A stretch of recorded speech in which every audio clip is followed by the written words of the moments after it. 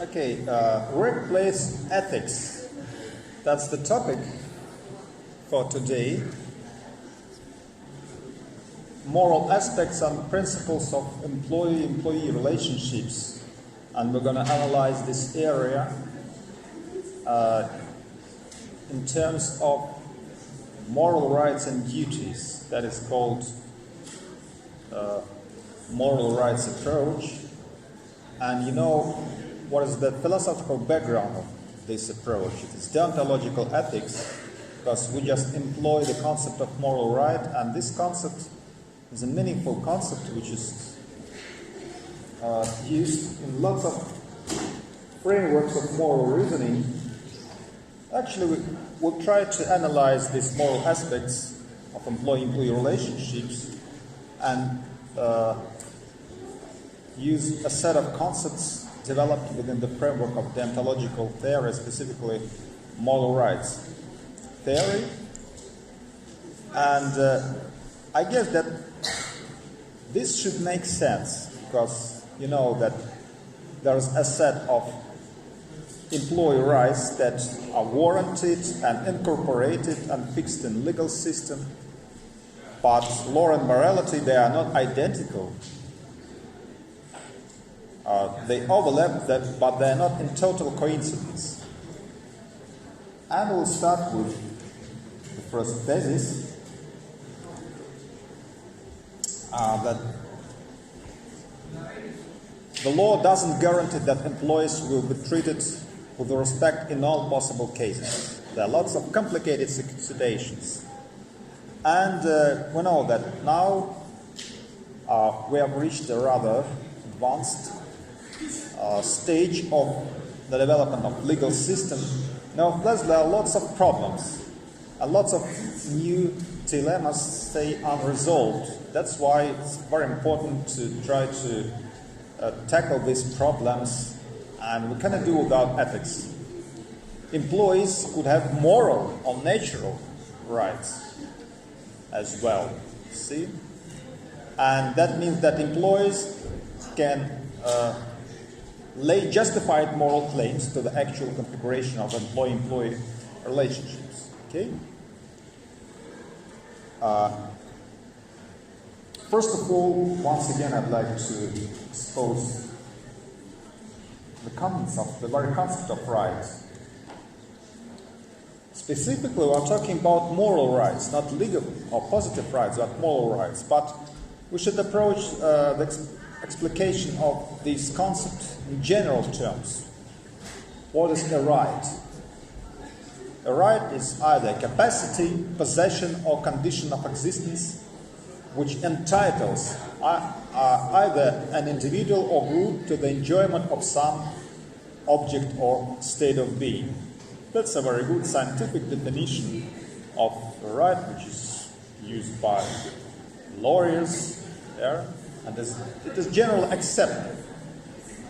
So, rights are entitlements by virtue of which one person justifiably lays claim to an object or state of being against another person who has corresponding obligation to respect this claim. You know that rights correlate with obligations. They have corresponding obligations. And one respects a claim either by providing the object claimed, assisting to the achievement of the state of being claimed, or not standing in the way of the obtaining of the object or the achievement of the state of being. In this case,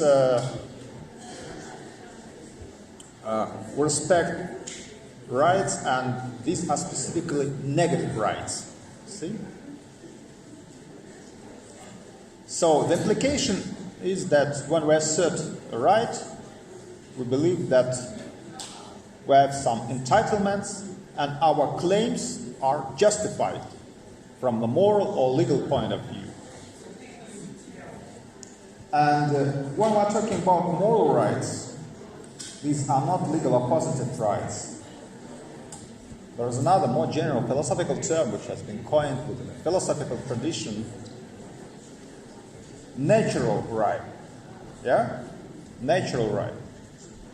Natural rights and civil or legal rights. These are two distinct categories of rights. Sometimes, natural or moral rights, such as inalienable rights recognized by John Locke or other philosophers, they form the basis for the development of positive legal system. But philosophers usually talk about natural or moral rights, those rights which are typically human, that are identical with the intrinsic interests of human beings, such as the right to life, the right to freedom, or the right to personal happiness, or the right to property. Of course, there are some philosophers, such as positivists, who reject the very idea of natural or moral right. They recognize only conventional rights or legal rights which are the result of legislation. But of course, this view may seem to be a little bit reduced or even inadequate. I'd like to cite Ronald Dusker. If it were true, and that if positivists are right, so every system of rights would be self-legitimating, and there could be no claims of natural rights or objective moral rights by which one can evaluate the soundness of the laws or the conventions. That means that natural rights, or that sometimes philosophers use a rather fundamental concept of natural law. They provide the background and they provide the evaluation framework within which we can scrutinize the actually existing positive legal systems, laws, regulations. This natural law is the foundation of moral rights, determines the ideal goal or the ideal horizon for the development of the positive legal system. And this school turned out to be very popular even at the end of the 19th century and the beginning of the 20th century. For instance, I know that, for example, Pavel Ivanovich Novgorodtsev, who used to read lectures within the walls of this university, tried to reanimate and to revive the school of natural law.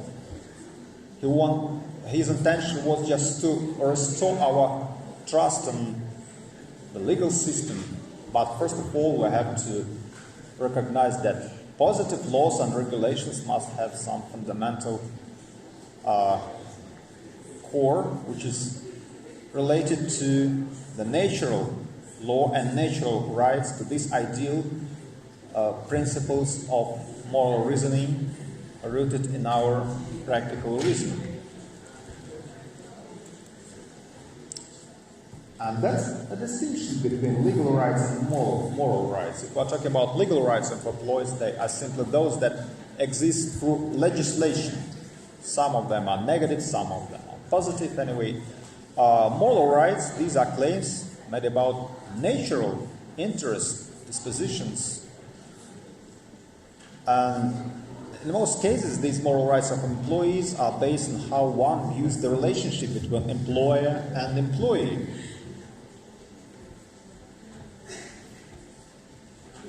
And it depends on our view of the relationship between employer and employer, whether we are justified in claiming that there are some moral obligations which exist by virtue of those relationships, or there are no any moral obligations and correspondingly there are no any moral rights associated or corresponding to these moral obligations. So let's examine different views of what the employee-employee relationship is. These are alternative views, and these views they were evolving successively. That was the process of evolution of mind. So the first view, That was a master-servant view. This was one of the earliest views of the employee-employee relationships. And this view was the success of the old feudal dependency relationship of lords and serf. So the paradigm of this lord-serf relationship implied these principles that lords and serfs, the serf owed his allegiance and first fruits of his labor to the lord, and the lord in return owed to the serf's safety and protection. That was quite typical for the feudal society. And there was, of course, a bond of loyalty that was expected. This is a master-servant view of employee-employee relationship. That means that this lord-serf relationship was projected onto the sphere of workplace relationships. And this paradigm, this model, was substituted with another one at the beginning of the era of Industrial Revolution. And the second view is the so-called contractual view. That is a formal view. The employee-employee relationship is a contractual relation of two self-sufficient individuals agreeing to engage in commerce with one another. But yet there is a critical consideration that can be given to this view. This view doesn't take enough note of the complexity of the relationship between employer and employee. There are lots of new cases which emerge, and in most cases, lots of new complex situations cannot be regulated because the legal system is underdeveloped, or because employees do not have an adequate understanding of how to implement those legal regulations. So these are the earliest views of the employee-employee relationships. And a recently developed view is the so-called stakeholder view. I guess that you have already encountered this term, stakeholder, in papers which I sent you for the analysis. Stakeholder view. This is the stakeholder model. Just don't mistake this term, the stakeholder, for another term, the stockholder, the owner of a share. Yeah? Stakeholder approach introduces business relationships in a wide social context. This term corresponds to the so-called social web model of social responsibility of business. So various constituencies of the business must be considered as having a stake in the business. That means that anyway, business operations affect lots of people, lots of groups. And what is the implication of this stakeholder model? That the business will impact on some of the interests of the stakeholders, such as members of the local communities, customers, employees, potential hires, partners or other businesses, suppliers, and also, the stockholders or shareholders are also included in the list of stakeholders. Just consider a typical list of stakeholder categories. And employees are listed in the first place. Employees, customers, suppliers, shareholders, local communities, pressure groups, even competitors, because they are affected by our business operations, as well as our partners with whom we have relationships based on agreements, and even government, you see. So, consider this example. For example, vendors can claim a right to be paid for their services, but they can do that on the contract view. The consumer movement has claimed that consumers have a right to truthful advertising and safe quality product. Our government claims the right to taxes. Communities make claims to rights to protection against environmental impurities, and of course communities are interested in the extension of the opportunities of job offerings. And employees, among other stakeholders, claim lots of rights. Next, let's examine what might be the arguments in support of employee rights. Most typical one, which is cited in business ethics textbooks, the so-called the similarity argument in support of employee rights. Similarities between the power of management and government power imply that employees should have rights similar to citizens' rights. Because a company's management is a centralized decision-making body that exercises power like a government. So managers wield power and authority over employees like governments wield over citizens. And management, supervisors, chief executive officers, they have the power to distribute income, status, to give promotion to the members of corporation, just like government does with respect to citizens. And management shares in the monopoly on power that government possesses. So that's a similarity. Since management's power over employees is so similar to the government's power over citizens, employees should have rights that protect them from managers' power, just as citizens' rights protect them from government power.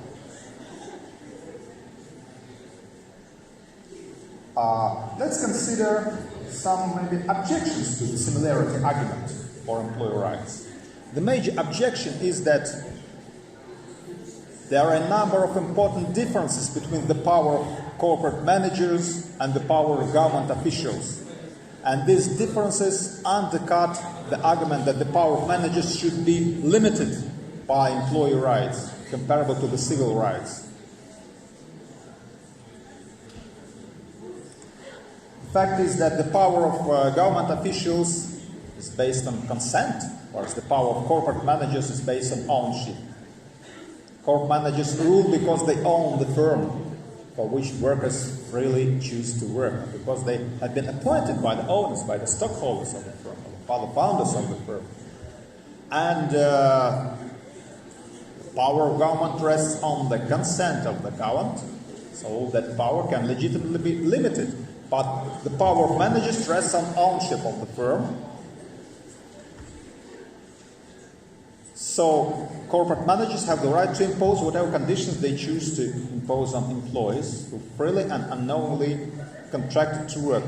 Just compare it with your entitlement to decide whether to allow other people just to enter your house if you just intend to get some income in case of using the rent. So it's up to you to decide who would live in your house, because you are the owner and you have the right to decide who will use the object of your property and how it should be used. What is the appropriate way of using your object of your property by the third parties. So, and another objection, that a citizen can escape the power of a particular government only at great cost by changing citizenship, and an employee can escape the owner of a particular management with considerable ease by changing jobs. But we can find counter-arguments, and these counter-arguments have been developed by the advocates of employee rights. They claim that corporate assets are no longer controlled by private owners. There's a new phenomenon, the so-called dispersed property, and there's a group of stockholders who own their shares of capital, and this is a typical kind of dispersed property, and this group is powerless. Managers no longer function as agent of the firm's owners, and of course they are the agents of the principals, and ideally the owners of the firm are the principals. And the managers have some duty to advance the interests of the principals, of the stockholders. But if we take into account the dispersed nature of property, it turns out to be that the power of managers no longer rests on property rights. And another counter-argument, changing jobs is sometimes very difficult and traumatic. It's changing citizenship, especially when we take into account the actual conditions and the state of affairs in the labor markets. See? I'd like to draw your attention to at least three major challenges to the ethics of rights and duties. The first major challenge, there's no agreement about the scope and the range of such rights. And some ethicists know that which good things qualifies rights and which are merely things that people want. How to make distinction between these fundamental intrinsic interests, which are worth being given a status of a right, and mere wants. And critics judge that there is no way to answer this. There must be some criterion for the discrimination between mere wants and fundamental rights and interests. And the second challenge points to practical problems in applying a pair of rights to real-life situations. You know, we're talking about human rights, yeah? These human rights are claimed to be basic and fundamental, but lots of human rights, for instance, such as the right to work, as we shall see very soon, cannot be provided because there is no any corresponding obligation which can be imposed on a correlated agent. Or there may be some fundamental controversies. For example, how would we decide between one individual's right to medical care and the physician's right to just remuneration of the work? Nevertheless, we recognize that there may be some social warranties. We should pay particular attention to the role of state, the role of government, the governmental regulation of this sphere. And the most important conflict in a business setting would occur when an employee's rights to property come into conflict with an employee's rights to work, just wages, healthcare, and so on. So profit maximization is quite typical and accords with the principles of economic rationality, may come into contradiction or be in conflict with the fundamental claims of employees. They may claim just wages, but these aspects may be under-regulated by the existing legal systems. So consider this a typical list of moral rights of the employer. I recommend you to read through the chapter from the book written by Ronald Dusker. The chapter is titled Employee Moral Rights. Or you can turn to the Blackwell Companion, Business Ethics.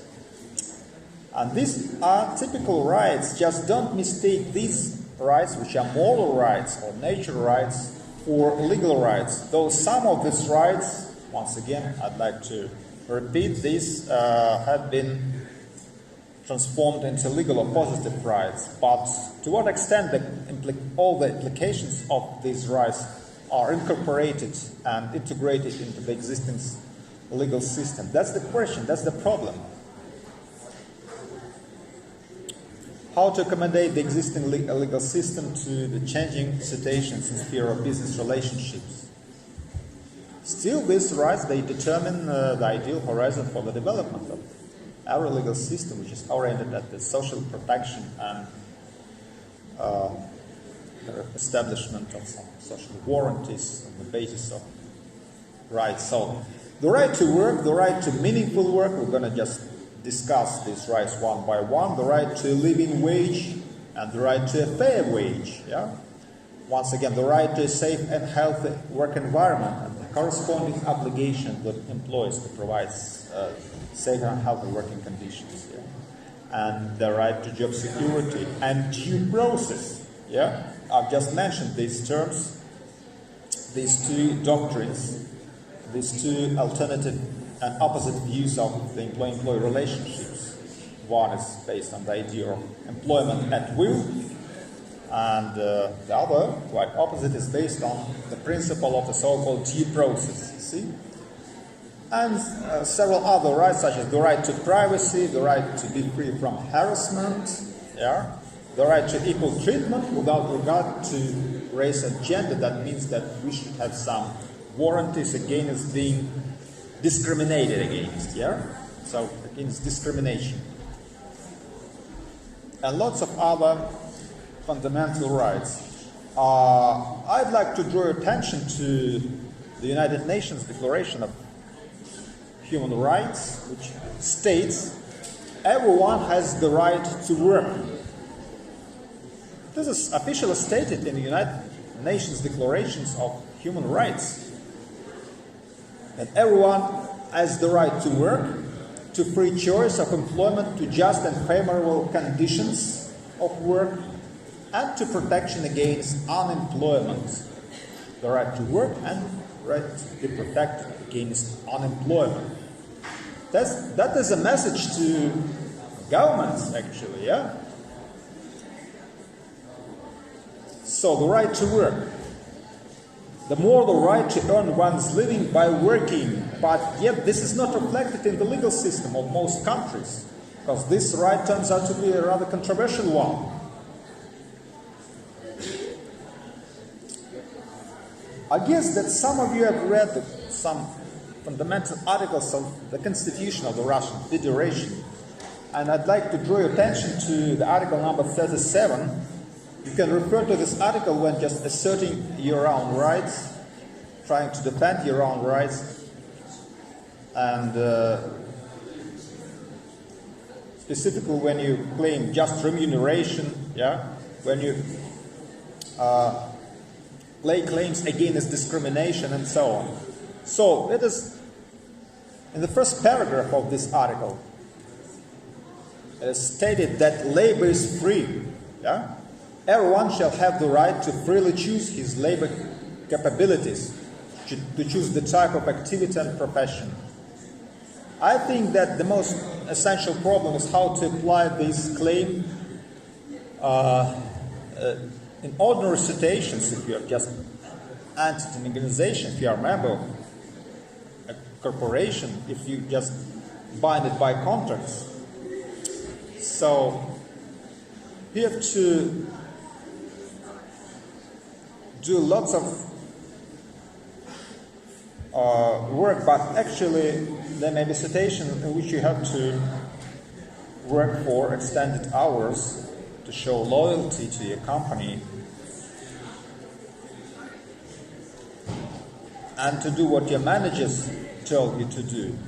And sometimes this goes against the principle that the labor is free. It may go against your principles, your own personal preferences to some extent, but nevertheless, insofar you are a member of a community, you just make a very severe choice whether to follow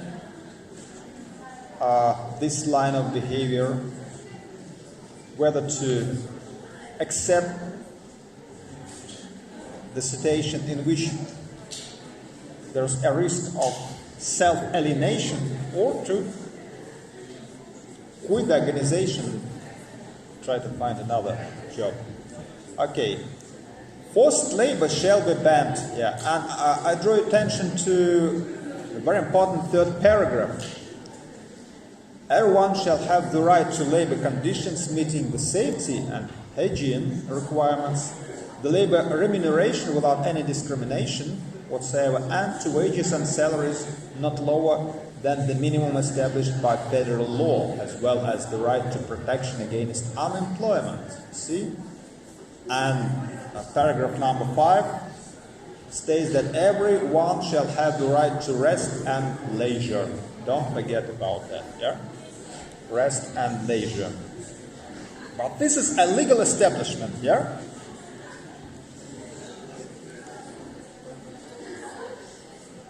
And what is the major controversy concerning the possible existence of a right to work? That's the first fundamental right which we are analyzing at the moment.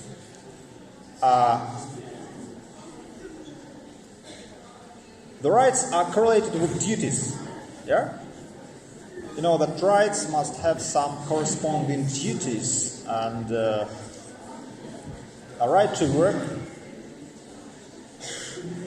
imposes a kind of duty on someone else, but we cannot identify an agent who is responsible for providing this right to work. For instance, one cannot be an employee unless one is employed. One can only talk of a potential employee's right. Yeah? But we know that having a job is currently an essential need or requirement for most people. And this fact should be taken into account when arguing for the importance and the objective value of the right to work. Yeah? But still it remains unspecified who has the obligation to provide the work, whether it's government or should we rely on the free interplay of market forces. That's the question. At least we can give further interpretation to the implications of this right. If a particular employer has a job to offer, prospective employees with proper qualifications have a right to an equal opportunity to attain the job. And I'd like once again to stress the point that we can establish this right, a right to work, on the basis of some other rights.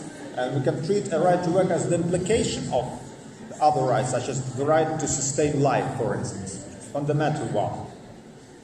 Because work is required for a person to sustain, to earn some living, just to sustain himself or herself and his or her family. And the right to work should be recognized and established. It is intrinsically related to the right to life. And once again, the United Nations says in Article number 6 of the International Covenant on Economic, Social and Cultural Rights, the right to work implies the right for everyone to the opportunity to gain his living by work, which he freely chooses or accepts. That's a very good formulation. The right of everyone to the opportunity to gain his living by work, which he freely chooses or accepts. Okay, going further.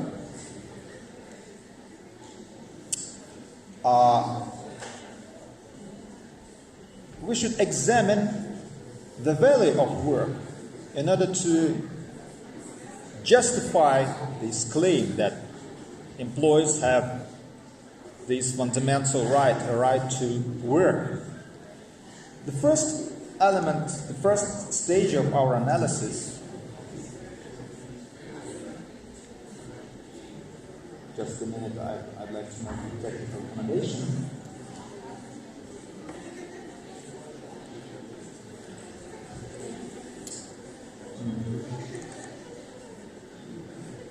The first view of the value of work is the so-called instrumental view. Instrumental view. Why should we work? Yeah? What just brings sense into our work engagement?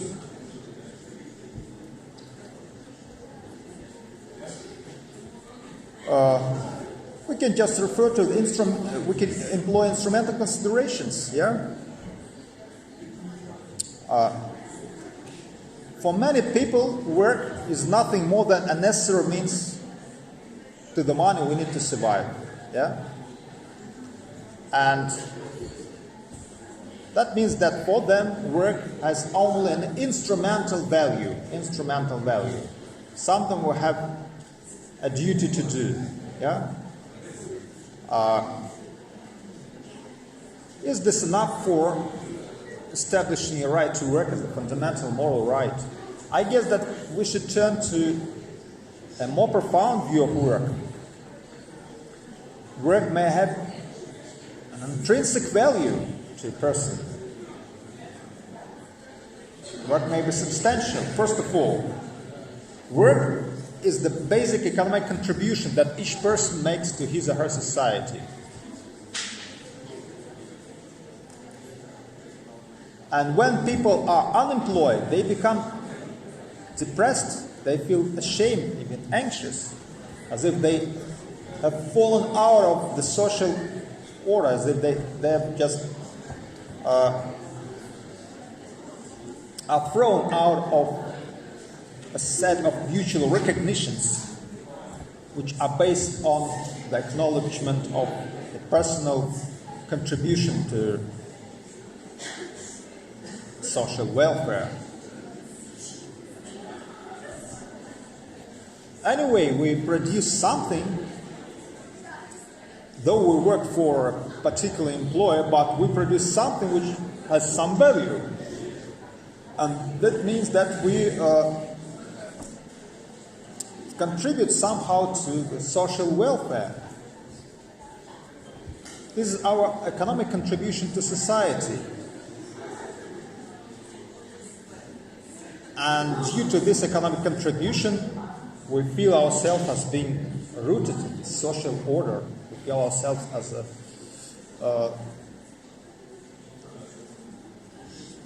members of society, entitled with lots of rights. And that means that the recognition of the objective social and economic value of the results of our work is an essential factor of our self-evaluation.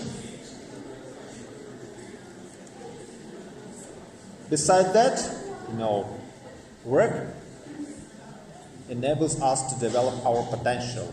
Okay? Just recall Karl Marx. He claimed that labor or work is essential to human being. Because first of all, in work we exercise and develop our fundamental abilities, talent, skills, and through work we become much of who we are. Yeah? This is our extension. Work provides our extension to the external world. Yeah? I use this term, which was coined by John Locke, but actually he claimed that private property is the extension of human personality. But I think the property is the result of the official legal recognition of the labor achievements, see? Because we have to invest some money, some resources, some efforts, see?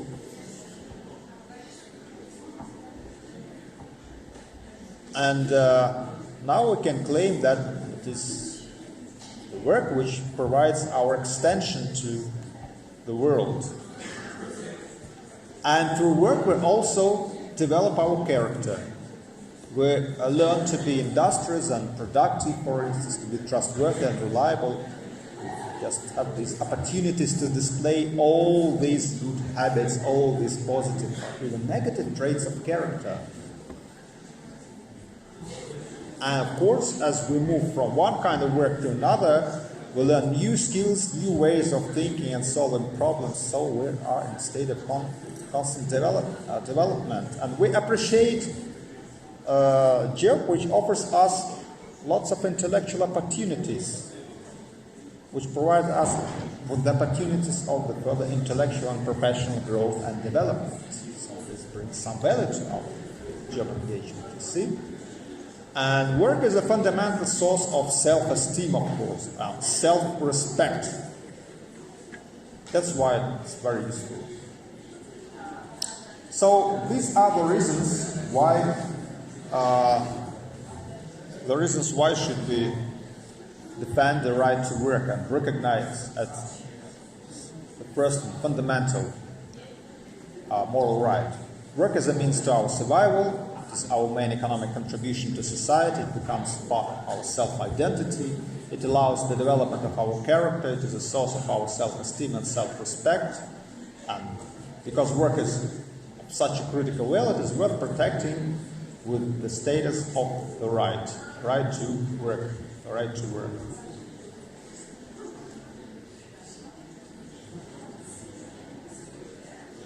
Okay, let's go further on and make a kind of specification.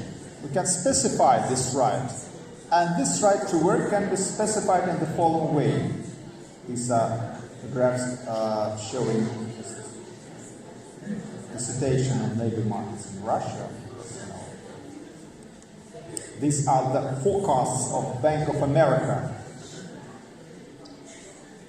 But I think this forecast is, to some extent, it is relevant, of course. But now it is excellent. I think that the members of our government, they took into consideration these forecasts, and they just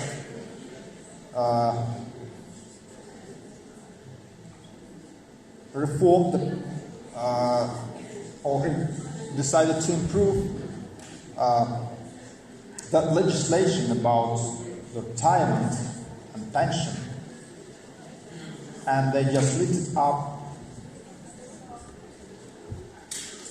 the age of retirement, and resignation because of these negative prognosis. Okay, so the next is so-called right to meaningful work. Meaningful work.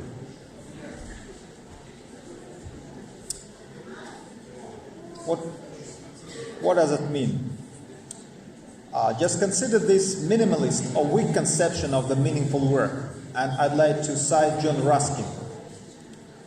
It is a good and desirable thing, truly, to make many pins in a day, but if we could only see with what crystal sand their points were polished, sand of human soul, much not magnified before it can be discerned from what it is, we should think there might be some loss in it also. So, these are the essential considerations in favor of establishing this right to meaningful work. There are two categories of people. Some people who work to live, and others to live to work. So the first category is purported to include those who work for material survival, as well as those for whom work is a means to other meaningful ends. And the second category is purported to include those for whom work itself is a meaningful end. So what are the implications of conception of the meaningful work, specifically the minimalist conception of the meaningful work?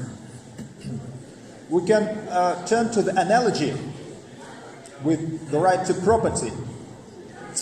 I mean that not all property is beneficial. There may be undesirable property.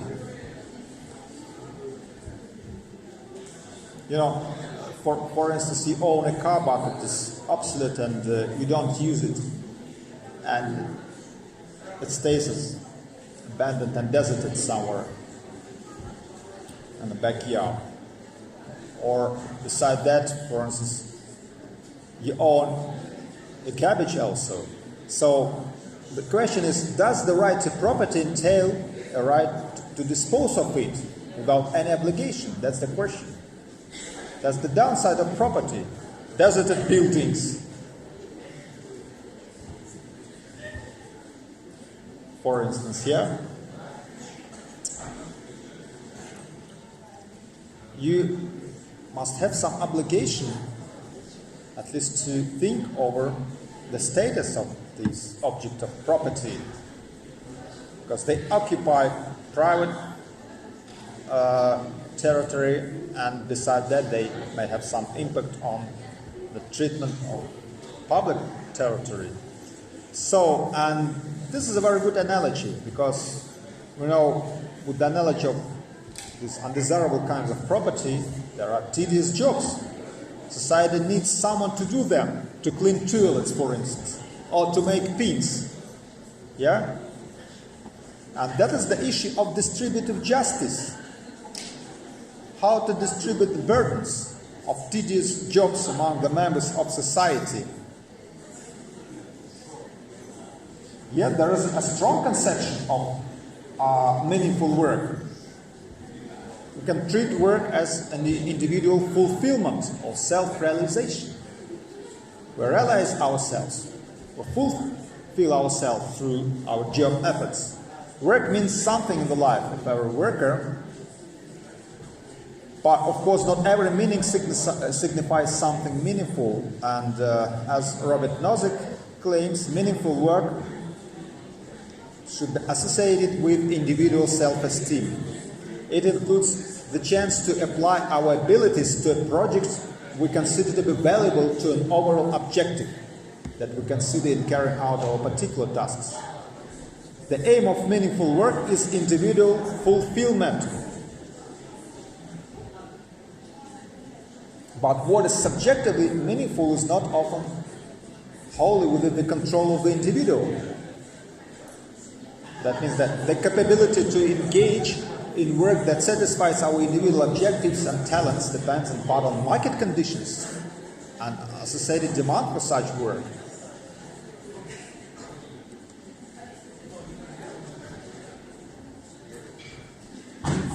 So, a worker may ask whether there are practical moral requirements on social institutions to provide conditions within which work can be meaningfully pursued, and consider a set of the conditions that somehow can be established and provided and combined.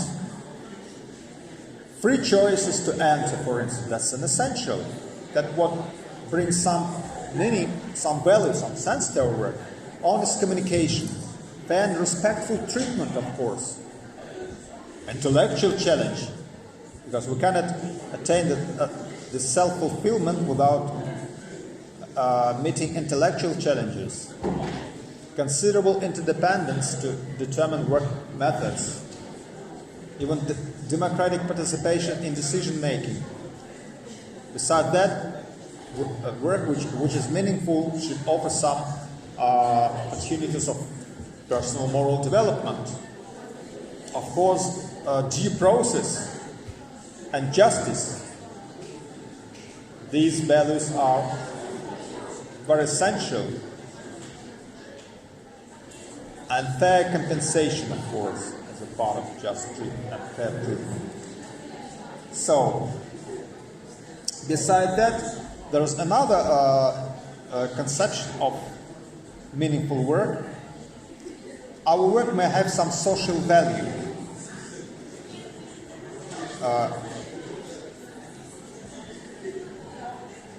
And individuals may perceive a moral duty to perform work that meaningfully promotes social well-being. That means that we can treat meaningful work as service to others.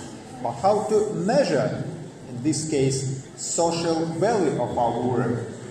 We can turn to the classical political economists who believed in the forces of the free market competition, and they think that the perfect market wouldn't only tell us by market demand what work was needed, but would also reward workers in proportion to their market contribution. But of course, we can object to this view, because the economic fact that of market imperfection, there's no such thing as perfectly competitive market. So this economic fact of market imperfection renders the market as a subjectively arbitrary and historically relative measure of social value. So the problem still remains that the problem is that of reconciling the value of meaningful work with other forms of value. How to reconcile individual self-fulfillment with economic productivity, and how to reconcile economic productivity and orientation at gaining some revenues with service to others.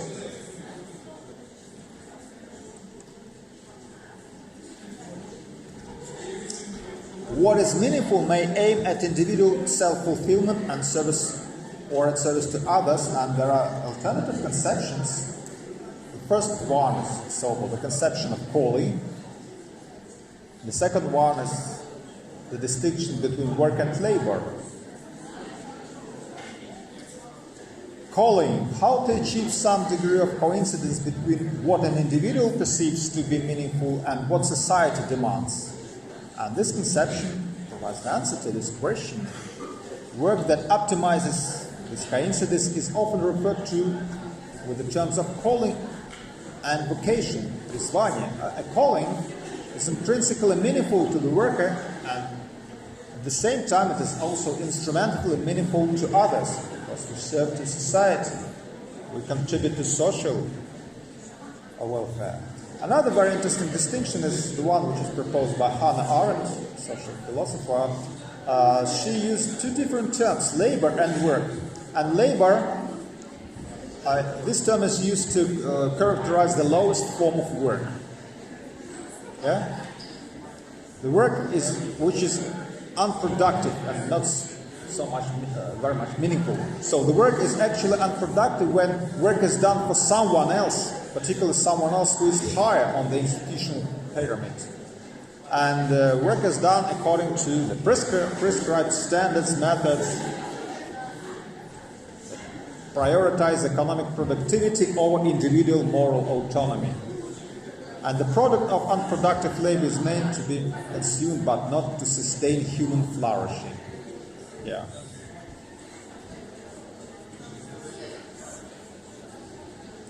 Nevertheless, it's very important to gain some fundamental understanding of this, of the value of the right to meaningful work. Let's go further and let's try to analyze another right, the right to a living wage, which is recognized and incorporated into the legal system actually. A living wage refers to the amount of money a full-time employee needs to either effort the basic necessities in life or exceed the poverty threshold. Actually, we can estimate poverty and determine the poverty threshold in economic terms. The minimum wage should lift people out of poverty. Yeah? It is based on the principle that people working full-time should make enough money to financially support their families. And this right to a living wage implies a set of rights, and these rights can be articulated in the following way. I'd like to cite this document adopted by the Nation Council of Catholic Bishops. The provision of wages and other benefits sufficient to support a family adequately is a basic necessity to prevent the exploitation of workers. That's in accordance with Marxist tradition, yeah? But they refer to dignity of workers, yeah? The dignity of workers requires adequate health care, security for old age or disability, unemployment compensation, health of working conditions, weekly rest, periodic holidays for leisure, and the reasonable security against arbitrary dismissal. Yeah, these are fundamental social rights, and lots of these rights, to be true, they were established and warranted in the Soviet Union. You see, to be true, that's a historical matter. Okay, so the right to a living wage. These are some statistical figures, official figures, calculated on the statistics. So what is the minimum cost of living per capita in Russia, for instance, in 2000, for all groups of populations, about 10,213 rubles. Working age population, 11,068 rubles. Pensioners and children, they different minimum cost of living. Wages. Minimum monthly wage rate per capita in Russia in 2019, according to the official statistics, it's 11,280 rubles. And in Moscow, this is officially established, you see, by the federal law, 11,280 rubles. And in Moscow, it's about 18,781 rubles. But consider average real salary rate. This is average salary rate in 2018 in Moscow from 68 to 92,000 rubles. And in the regions, Russia, the average salary was in 2008 and in 2019 from 17,000 rubles to 42,000 rubles, no more. You know, there is an opposition to the living wage. Wages should be determined by labor market. Once again, you see, the same people opposed to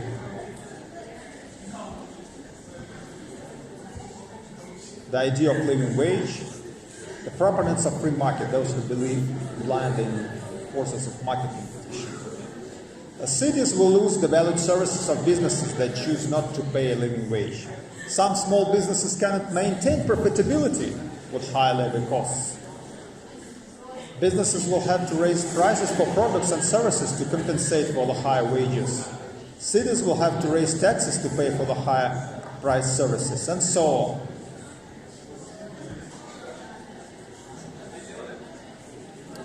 So there is a very fundamental dilemma of setting fair wages, and it can be formulated in the following way. How can a fair balance be struck between the workers' interest in providing a decent living for themselves and their families and the employers' interest in minimizing costs? So there are lots of factors which may be relevant to the determination of the fairness of wages. On the public, so the fairness of wages depends on the public supports that society provides to the worker, Medicare, for example, unemployment compensation, non-wage benefits companies traditionally provide, the freedom of labor markets, the needs of the worker and the worker's family, and the competitive position and earnings of the firm as well. And there are some basic factors that should be taken into account in determining wages and salaries. There are 10 essential factors. The problem is how to combine them, how to prioritize these factors. Of course, first of all, we should take into account the so-called minimum wage laws, as I'm told in Russian. The minimum wage law requires employees to pay no less than 11,230 rubles. That's a minimum wage. The prevailing wage in the industry, of course, oil industry or education or some social services, for instance. The cost of living in the area also is of great importance. The nature of the job. For instance, jobs that involve greater health and safety risks require more training or experience. They impose heavy physical and emotional burdens or take greater efforts. They should carry high levels of compensation.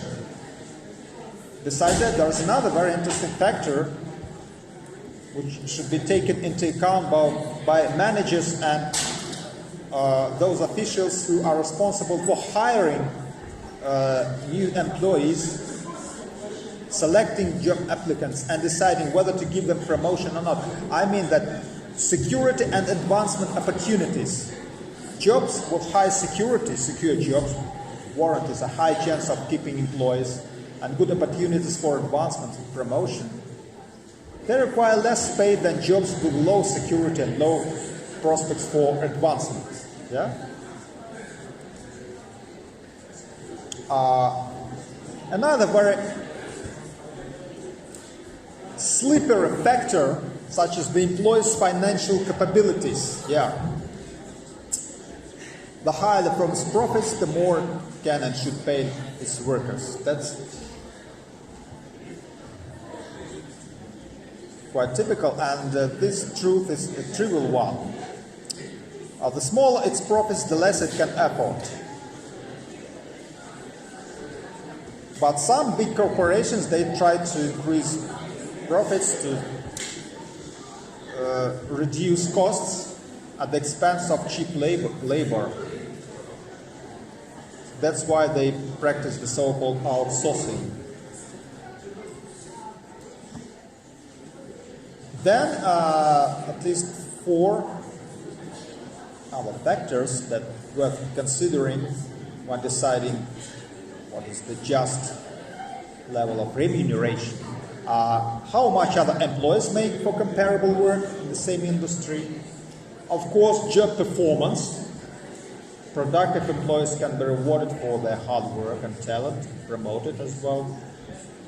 And beside that, there's legal and moral constraints. Legal constraint, how the wage agreement was arrived at.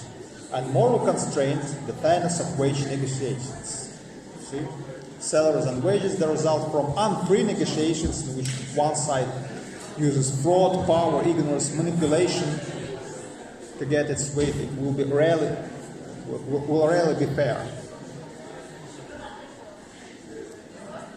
Another moral right, also this is a legal right to some extent. It's provided legally. The right to safe and healthy work environment. Yet there are some opponents, those who try to object to those who think that the right to a safe and healthy work environment should be recognized, established, and warranted. Once again, and these are the defenders of a free market, because they see the employment relationship as a simply contractual agreement. This is a contractual view of employee-employee relationships. And the worker is seen as free to choose to do the job under whatever circumstances it occurs. If workers desire a safe and healthy environment, then they can refuse to work under those unsafe conditions. It's up to them. That's a matter of agreement. Yeah? And there's no need to regulate these aspects of employee-employee relationships. But the defendants of the right to a safe and healthy work environment, they try to approach this issue from the realistic point of view, and they point to the fact of the deficiency of labor opportunities. They claim that in modern market economy there are more workers than desirable jobs, and employers are forced to take certain jobs to survive. They compete with each other, and it is a moral claim, a claim that it is not incumbent on an employer to provide a safe and healthy work environment. Under such circumstances in which there are more workers than desirable jobs, on conditions of severe competition for jobs, it's morally wrong to claim that employees are devoid of any obligations to provide a safe and healthy work environment. And given the realities of the asymmetries of power in the employee-employee relationship, it's reasonable to assume that there should be a right to safe and healthy work environment. And such a right would necessarily override the right of shareholders to profit maximization at the expense of So, next, the right, of course, to receive compensation for injury.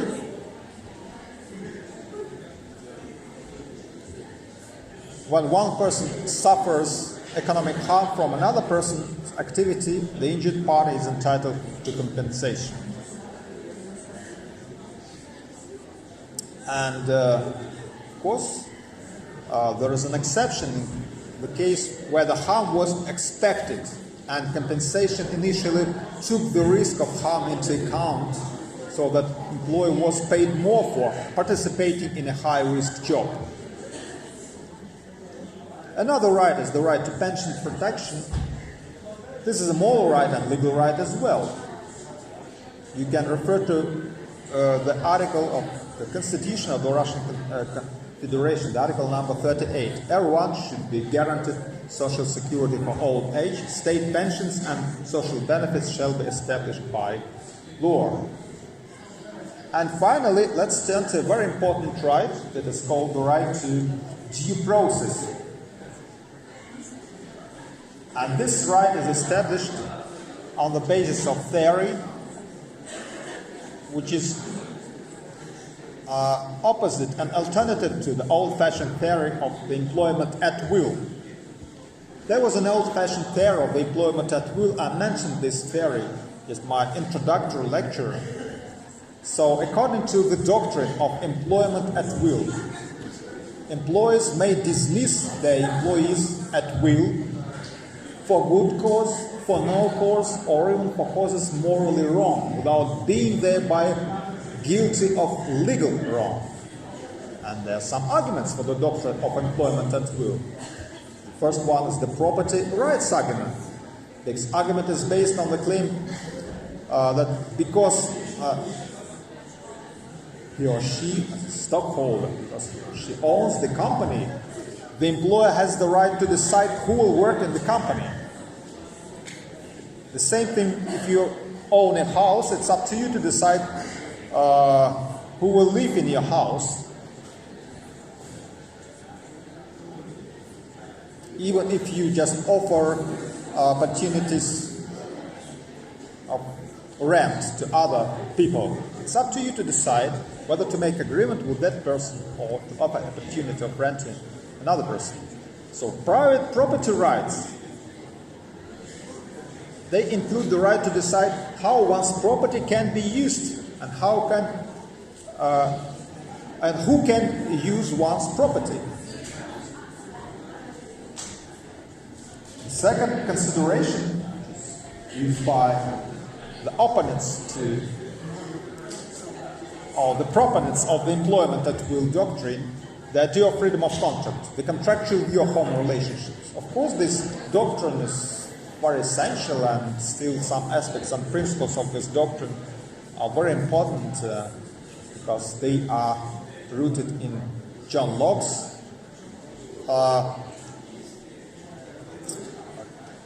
philosophy, who claimed that everyone has the right to liberty, this the fundamental doctrine of inalienable human rights. And Immanuel Kant, argumentation in favor of the fact that everyone has the right to be treated as free and rational beings, so freedom of contracts is a fundamental state of affairs, and we should take care of the freedom of contracts. So the implication, what is the implication of this principle of the freedom of contract? The implication is that every person ought to be given the freedom to do whatever they choose. And it's up to employer to choose whether or not to agree to hire or to fire a worker. And finally, the efficiency of business operations. That's the final consideration.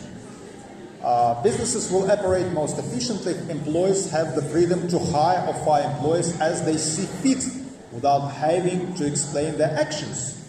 The employee is in the best position to know whether the business needs the services of a particular worker, and if employees couldn't fire workers unless they could come up with good reasons for firing them, then many times they might have to keep workers who were not needed. Yeah? So it's up to them whether to hire or to fire workers, and that occurs with the doctrine of employment at will. We can criticize this old-fashioned doctrine. The first criticism goes in the following way. Employees often are not free to accept or reject employment without suffering considerable harm. They may have no other job available. That's a matter of objective fact. Even when they are able to find alternative employment, workers pay heavy costs involved in engaging in a job search, and lots of other costs are imposed on potential employees. And there is a fundamental assumption on which this doctrine, the doctrine of employment at will, is based. It rests on the assumption that employees freely accept employment and are free to find employment elsewhere. But actually, we take into account an actual state of affairs. This assumption is unrealistic. It doesn't always hold.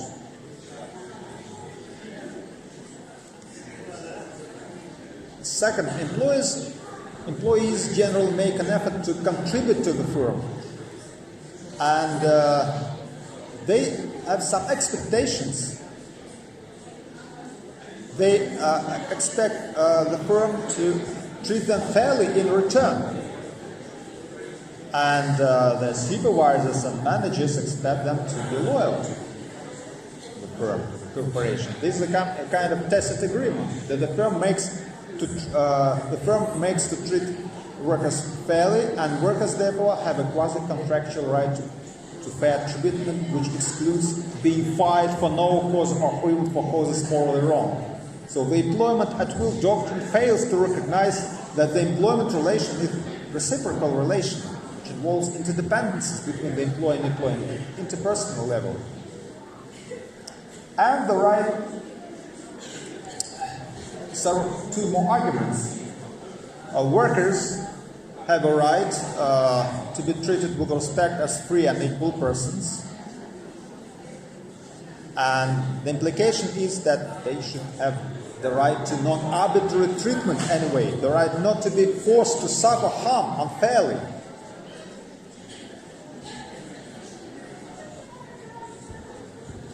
And finally, you know that of course we should recognize that there is such thing as the private property right, and this private property right associated with your justified claims. It's up to you to decide how your object of property can be used and who can use the object of property. But you know, these property rights, they are not absolute. Specifically, private property rights should be somehow balanced against the rights of others. For instance, if you arbitrarily decide just to reject those people who rent your house, you cannot arbitrarily just get them out of the house in the middle of the night. This is morally wrong. So, the right to due process, that's an alternative right. And the doctrine of employment at will has gradually been replaced by the view that the employer's right to fire, to demote, to penalize is limited by the employer's right to due process. So, just consider these general principles of due process. Due process of law, that's according to the fundamental definition, involves following established procedures in the enforcement of laws, rules, or policies. Due process serves to protect the rights of individuals facing adverse actions by the government, organization, other party, and due process of law is based on the principle that a person cannot be deprived of life, liberty, or property without appropriate legal procedures. No, this fundamental doctrine was established at the beginning of the capitalist era. The right to due process in employment. What might be the implication of employing this right to due process sphere of employment? So, in sphere of employment, this right to due process refers to the right to a fair process of decision making when decision makers impose sanctions on employees, for instance.